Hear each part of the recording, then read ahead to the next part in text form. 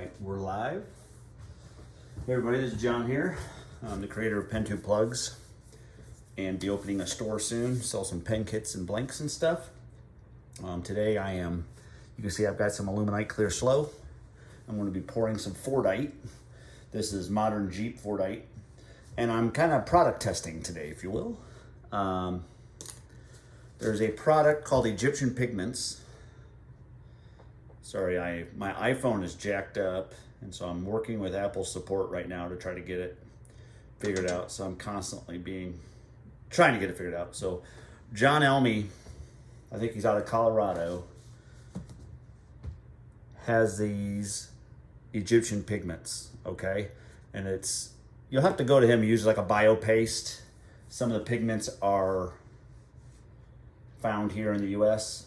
And he sent me a few samples to give it a try. I wanted to try some gunmetal, so he has the Egyptian Pigment gunmetal. And he also sent over some black flake, onyx, and some more gunmetal, looks like flakes. So I opened them all up. Now he has a BioPaste that you mix with the mica powders separately. So this one here, the gunmetal that I'll be using today, you can see is kind of slimy. That is going to be with the BioPaste. I'm going to be using that today with the Aluminite Clear Slow. He also has the black flake, which you can see is very larger chunks of mica. Let's see, we have the onyx, which is a really, really fine powder. Boy, I wouldn't want to spill that. And then the gunmetal is a little bit more finely ground. Not as fine as that onyx, but it's still a pretty good mica powder right there. But I'm going to use that gunmetal with the paste in it. It's kind of a slurry. So without further ado, we're going to get this party started. Aluminite Clear Slow has to be mixed by weight. So I'm going to set my scale to 0. As soon as that does that, I will start with the A. And I'm going to pour this center one first. And I know with all that in there, I'm looking at about 10 ounces. So I'm going to pour 5 of the part A. I'm a liar. I wasn't watching. I'm at 6 1/4. We're going to go to 7.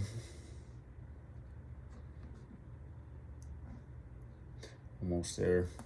All right, 7 ounces of part A. And then what I do, maybe you can see that in the picture, is I tear that back to 0. I was at 7.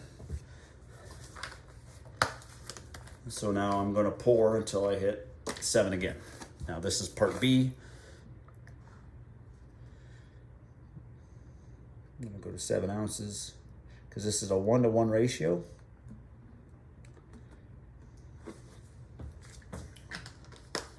All right, just a hair over. Always a little extra hardener doesn't hurt a thing. So there I have a little over 14 ounces of Aluminite Clear Slow. I've got a popsicle stick. I use those a lot. I'm just going to stir that up real good. Right now it's just clear. In a second, once that mixes, I'm going to use the Egyptian Pigments gunmetal. Now John does state that he has tested this with epoxy resins. Aluminite is not an epoxy resin. It's more of a urethane based. So we're going all out here and testing it with Aluminite Slow. Hopefully it doesn't ruin this. That's about $100 right there in Fordite. So I really don't want to ruin it, but you know, if you're going to test it, you got to test it right. So once this starts to clear up a little bit, there's going to be micro bubbles in it, but once you mix the two really well, it becomes really, really clear, minus the bubbles. All right, so I'm clear enough right now. So I'm not sure. I am putting gloves on for this because I don't know how messy this stuff is going to be. Now I've used several different types of pigments, whether it's mica powders or liquids. Super clear epoxy. I have black diamond pigments. I've got Caster's Choice mica powders. I've used all that type of stuff. So I'm comfortable with that stuff. Now this is new to me. John did say he sends a skewer with, he loves his little skewers. I'm gonna mix that up really good so that that liquid bio, whatever, you have to ask him. I'm not 100% what he calls it, but he mixes this bio juice and makes this like a bio paste. And he says the more paste you use, the darker, less translucent the epoxy, he uses epoxy, will become. So I'm going to stir this up really good. He says you don't need much, so for a test, we're just going to use a little dab of it, and I'll just keep adding it until it, hopefully this stuff will work. Okay, so we've got a pretty good little paste in here. Scrape off what I can. I'm gonna take, I don't know if you guys can see that, oop, where'd it go? That right there, I'm just gonna drop it in. Now, I don't know if a urethane based will, he hasn't really tested it in urethane based, like Alumilite. It is mixing. Right now it's very translucent. I don't know if you could see it. It's just kind of a, it looks like dirty water, like pond water right now. You know, you just gotta make sure you really stir it up good. You notice I'm not using a mixer. Sometimes the mixers add too many bubbles because it just puts so much air. I'm gonna add another big clump of this gunmetal.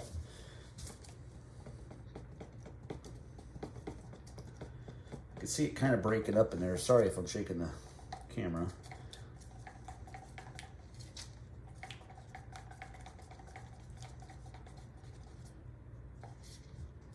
It's getting a little darker.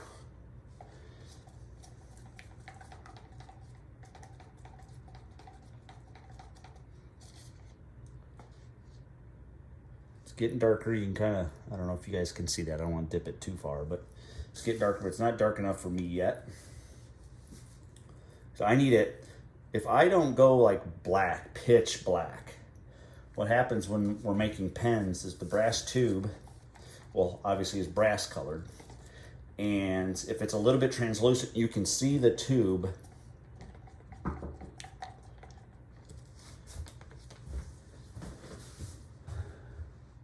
All right, sorry about that. I had company. They had a question, so I had to answer that. So now I don't know where we were at. Oh, the reason I gotta have pitch black, you know, when you're making pens, if the epoxy if the resin, we'll just say resin, is translucent, so where a little bit of light shines through, the brass color of the tube shines through. And so when you're done with your pen, you can see the tube through the resin, and I don't want to see the pen, or the tube, sorry. So we need like pitch black. So when you install or glue the pen into the blank, or the, man, my mind's going 100 miles an hour right now. So when you have their pen blank inserted into your tube into your pen blank, golly, slow down. I don't want to see the brass tube. Now keep in mind, this is a gunmetal. It's not like a pure black. So I know it's not going to be pitch black, but I want it as dark as possible. I don't really want to see that brass tube, because if I do, then I'm bound to paint the tube a color. I got to paint the inside of the drilled out blank a certain color, and it just becomes more of a pain. Now I've done 3 really good sized lumps, and there's number 4.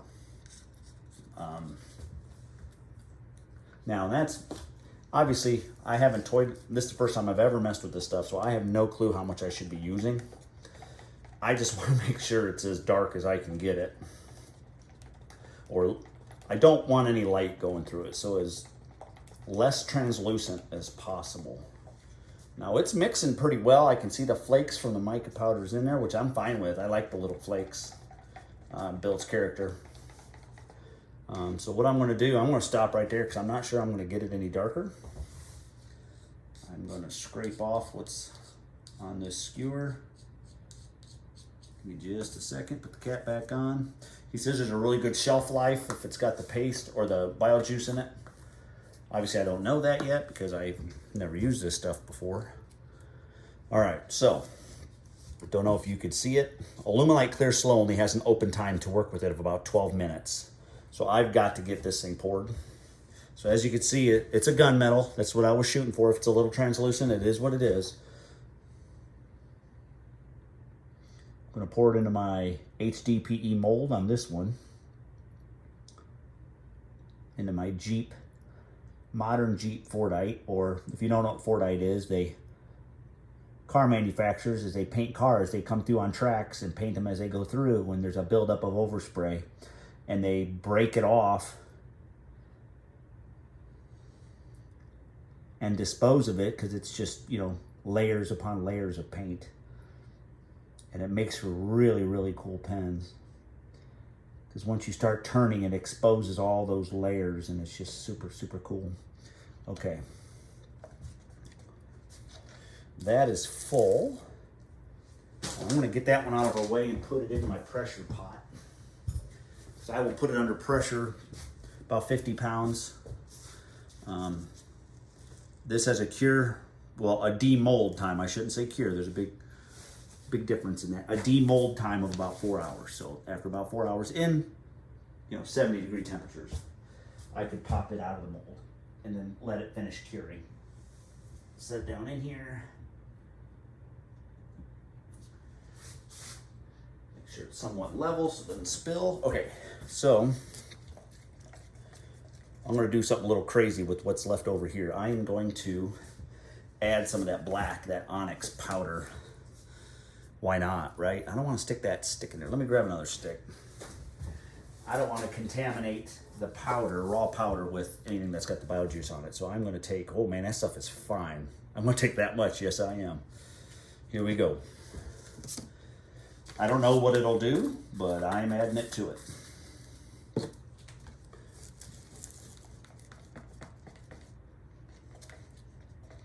Stir it up good.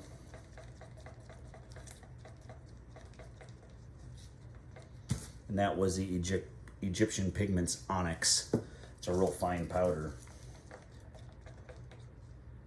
It definitely darkened it up. It's pretty black. I don't know if you guys, it's hard to see, I know, with the lighting and stuff, but I'm gonna go ahead and do one. This is a silicone mold. Makes demolding really, really easy, but it's kind of flimsy. But they work really good. So this is the gunmetal with the onyx black.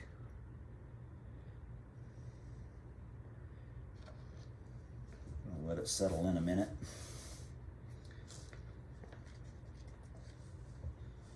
My table must be just a little off. I dropped something earlier.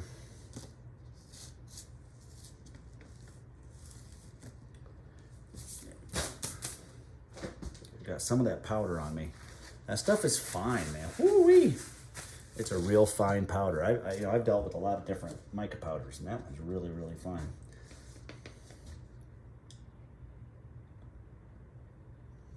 Okay. This is another one. Let's just go ahead and toy around with it.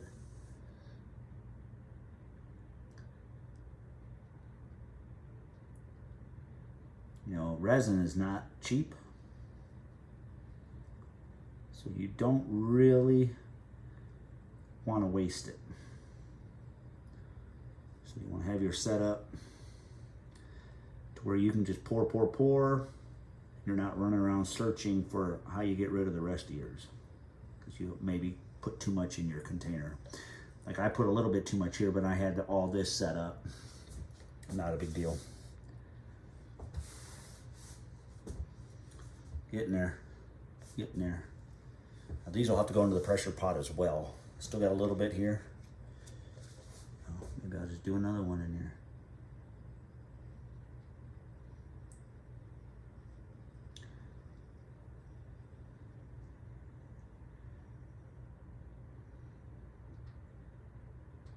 Okay. Now I know I'm looking in here. I might have enough for one more. probably for one of these small ones. I'll do another one. Yeah, this is a test run. This is an expensive test run. Hopefully it works. Worst case scenario, I can paint the tubes. It'll be fine.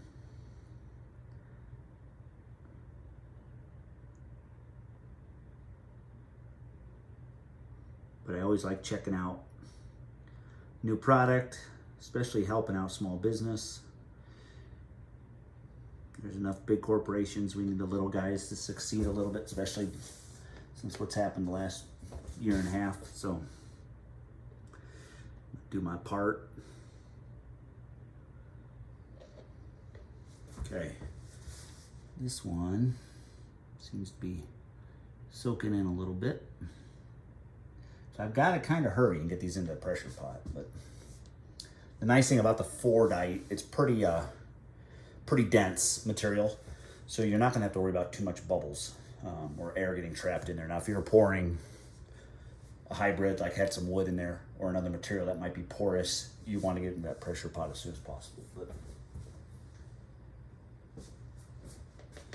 check that. I think it might be tilted back ever so slightly. No, not too bad. Not too bad. All right, so I've got just a wee little bit in there. Shoot. God darn it. Probably enough to do this whole thing. Let's do it.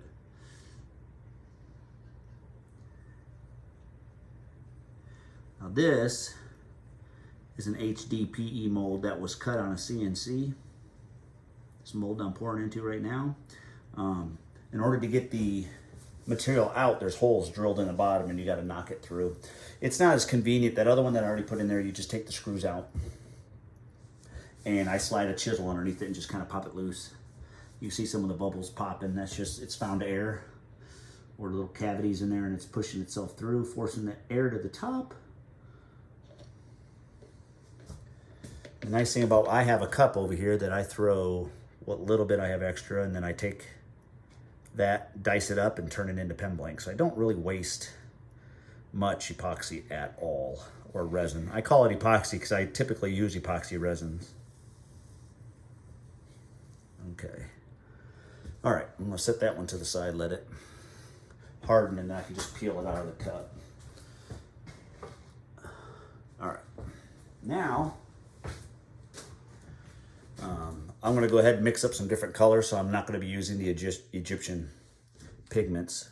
So I hope you guys enjoyed that. I'll show you how they turn out after a few hours. It'll probably be tomorrow. So Egyptian pigments, here's gunmetal. He's got like over 1,000 different colors. Give him a check, tell him hi. Just grab one and try it. You never know if you're gonna like it or not. But thanks, John. Appreciate you sending them my way. Hopefully I have good results. I'll definitely let you know either way, but thanks, guys.